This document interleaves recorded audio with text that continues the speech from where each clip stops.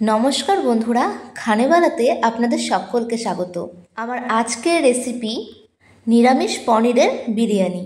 একদম কম সময়ে ঘরে থাকা সামান্য কিছু উপকরণে একদম ঘরোয়াভাবে আজকে এই বিরিয়ানিটি আমি আপনাদের সাথে শেয়ার করছি।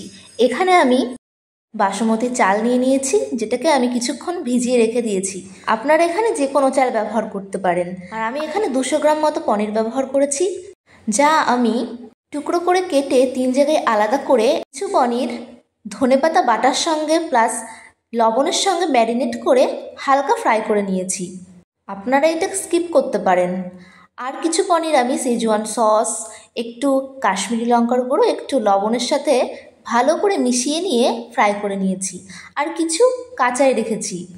এটা আমি ইন্ডিপেন্ডেন্স ডে উপলক্ষে বানিয়েছিলাম, সেই জন্য আমি 3 জায়গায় আলাদা আলাদা করে ফ্রাই করেছিলাম। এটা আপনারা স্কিপ করতে পারেন, আপনারা নর্মালি হালকাভাবে ফ্রাই করে নিতে পারেন। আমি তেরঙা পতাকার একটা রেসিপি করেছিলাম, সেই জন্য এরকমভাবে ডেকোরেশন করেছিলাম। পনিরগুলো দিয়েই আমি বিরিয়ানিটা রান্না করেছি। এবার আমি এখানে ক্যাপসিকাম আর টমেটো কেটে নিয়েছি।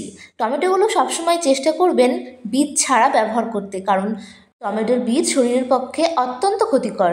এখানে আমি প্যানে কিছুটা হালকা ঘি গরম করে নিয়ে সেখানে তেজপাতা, শুকনো লঙ্কা, গরম মশলা আর অল্প একটু জিরে দিয়ে হালকা হাতে নাড়িয়ে নিয়েছি। যখন সুন্দর মিষ্টি গন্ধ আসতে শুরু করবে, তখন কেটে রাখা ক্যাপসিকাম, টমেটো এই সমস্ত কিছু দিয়ে ঘরোয়া কিছু মশলা যেমন জিরে গুঁড়ো, ধনে গুঁড়ো, কাশ্মীরি লঙ্কার গুঁড়ো, একটু হলুদ গুঁড়ো, সামান্য পরিমাণে একটু লবণ, এই সমস্ত কিছু দিয়ে হালকা হাতে নাড়িয়ে একটু জল দিয়ে কেটে রাখা কিছু কাঁচা লঙ্কা কুচি, আপনারা আপনাদের পছন্দ মতো লঙ্কাটা দিতে পারেন, আর একটু সামান্য চিনি দিয়ে ওই যে আগে থেকে ফ্রাই করে রাখা পনিরগুলো সেগুলো দিয়ে একটু নেড়ে চেড়ে একটু কুক হওয়ার জন্য ঢেকে দিয়েছিলাম।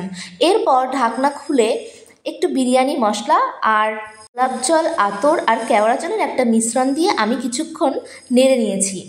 এরপর আগে থেকে তৈরি করে রাখা ভাতটা আপনারা আপনাদের ইচ্ছা মতন যে যতটা খেতে পছন্দ করেন সেই পরিমাণ মতো এখানে ভাত দেবেন। আমি এখানে 2 জনের জন্য বানিয়েছিলাম, সেই হিসেবে আমি এখানে ভাতটা নিয়েছি।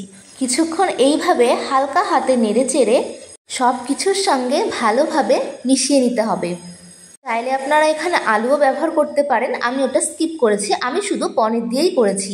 আপনারা আলুটা যদি নিতে চান তো আলু যখন পনিরটাকে ফ্রাই করবেন তখন হালকাভাবে ফ্রাই করে আলুটাও অ্যাড করতে পারেন। তো যাই হোক, আমার এখানে ভাতটা সব কিছুর সঙ্গে মেশানো হয়ে গেছে। এরপর ওপর থেকে একটু কুচনো ধনেপাতা দিয়ে আমি সুন্দরভাবে এখানে পরিবেশন করে নিয়েছি। একদম কম সময়ে ঘরোয়া উপকরণে এইভাবে একটু ট্রাই করে দেখুন, অনেক ভালো লাগবে। চিকেন মাটন দিয়ে তো আমরা সবসময় খেয়ে থাকি, একবার এইভাবে ঘরোয়া পদ্ধতিতে পুরোপুরি নিরামিষ পদ্ধতিতে এই বিরিয়ানিটা একবার খেয়ে দেখুন, দারুণ লাগবে।